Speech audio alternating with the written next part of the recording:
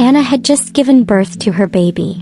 Though it was a difficult delivery requiring a C-section, she wasn't too worried.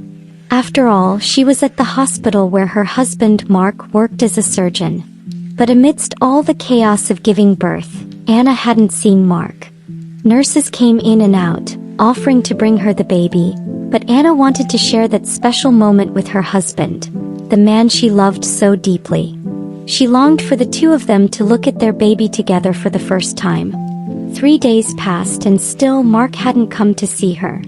It puzzled her, but she tried to rationalize it. Perhaps he was overwhelmed with work. That afternoon, as Anna returned from the bathroom, a nurse offered to wheel her closer to the nursery.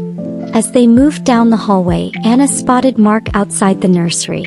Relief flooded her, until she noticed he wasn't alone. Standing next to him was a female doctor Anna didn't recognize. Her name tag read Sheila.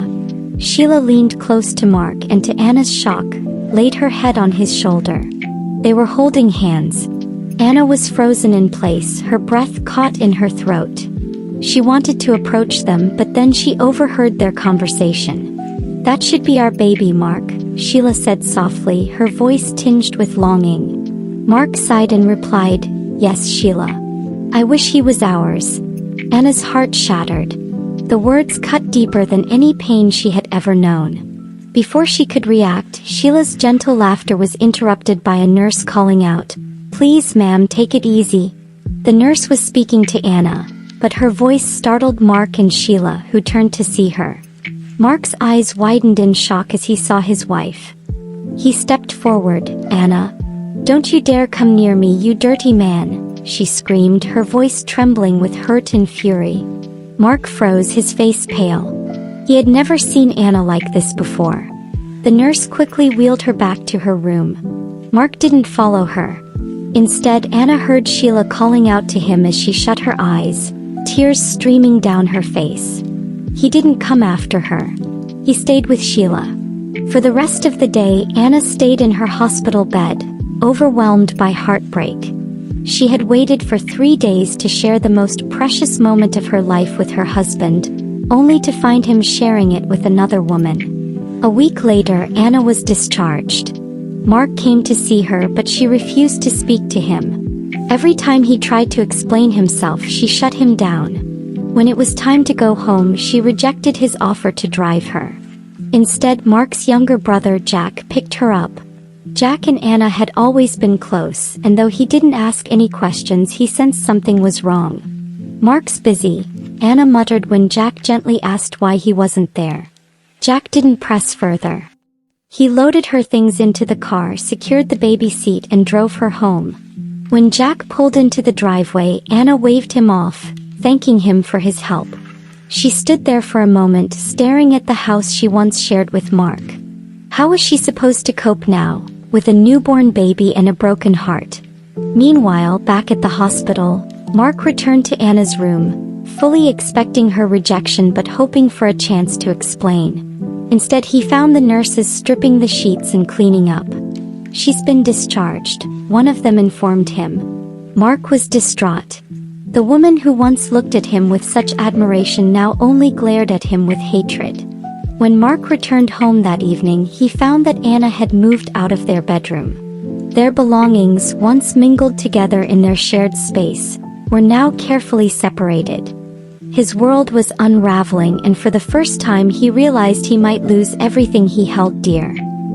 And sat in the quiet of her childhood bedroom, her baby Cole asleep in the crib beside her. The dim light illuminated the sketches she was working on, pieces she hadn't dared to touch since her marriage. Her hand moved across the paper, creating vibrant lines and soft shadows. She had drawn this same face years ago, the face of a man she thought would bring her love and happiness. But that face had betrayed her. Mark's face. She bit her lip, holding back the tears that threatened to fall. She remembered the days before they got married, and had grown up in a family where values were deeply rooted, and husbands were often chosen for daughters by their families. When Mark was chosen for her, she was thrilled. A brilliant surgeon, confident and composed, he seemed like the perfect match. She had been excited to build a life with him, to be loved by him. But reality had been far from her dreams. Mark rarely said "I love you." She had always been the one to express her feelings, to pour her heart out. And when she found out she was pregnant, she thought it would bring them closer, that it would melt the walls he had built around himself. He was wrong. When Sheila entered the picture, the ex-girlfriend he went to medical school with, Anne's world came crashing down. She could never forget the moment she overheard him and Sheila outside the nursery, wishing Cole was their baby. That betrayal cut deep. Now she had taken a step back, refusing Mark's financial help and moving in with her family for a while. With the support of her mother, she threw herself into her art. She began selling her pieces online, rekindling the passion she had put aside after her marriage. Among her drawings was a portrait of Mark from their first meeting, the only time she remembered seeing a spark of warmth in him. Meanwhile, Mark was falling apart. The emptiness of the house without Anne Cole weighed heavily on him.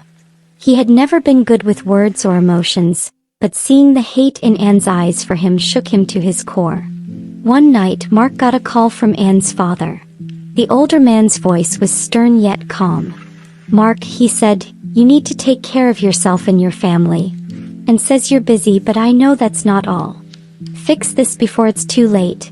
That call was the wake-up call Mark needed. He realized he was losing the woman he loved, the woman he had always loved but didn't know how to show it. Sheila had been a mistake, a painful reminder of a past he never truly cared about. His feelings for Anne were real, and now it was time to fight for her. Mark started by cutting Sheila out of his life. He apologized to her for leading her on, telling her there was no future for them. Sheila was hurt but eventually understood. Mark then quit his job at the hospital, recognizing that his work environment had only added to his neglect of Anne. With the help of a close friend, he opened a small clinic with more manageable hours. He began visiting Anne's family home more often, trying to bond with his son. At first, Anne was cold and distant, refusing to let him close. She even told him, "We can live as two people who care only for Cole. That's all I want from you, Mark." But Mark wasn't giving up. He apologized repeatedly, even when Anne didn't want to hear it. One evening, he stayed late helping her mother with chores. When Anne came into the kitchen, he quietly handed her a sketchbook he had found in their home.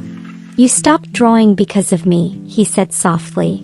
"But it's one of the things I love most about you. I want you to keep doing it." Anne's resolve wavered, but she said nothing. When she returned to the home she had shared with Mark, she moved into the guest room and made it clear she wasn't ready to forgive him. Mark respected her space, using the opportunity to truly know her. They talked late into the night, conversations filled with vulnerability. Mark opened up about his past with Sheila, admitting that while they had a history, he had never loved her.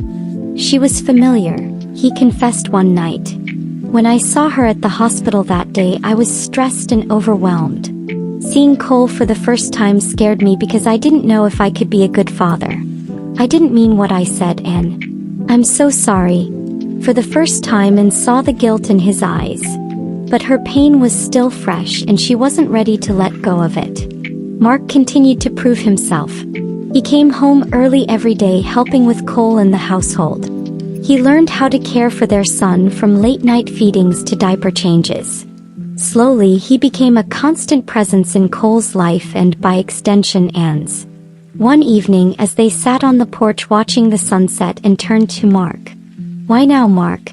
Why couldn't you have done this from the beginning?" Mark looked at her, his eyes filled with regret. "Because I was a fool.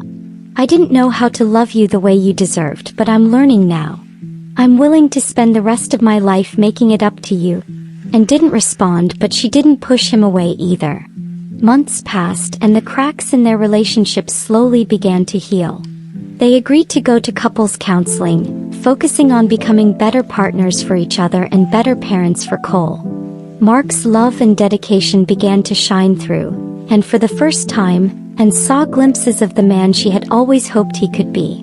Their journey was far from over, but they were both willing to fight for their family. And in those quiet moments, with Cole asleep in his crib and the two of them sitting together, and realized that perhaps there was still hope for their love to grow.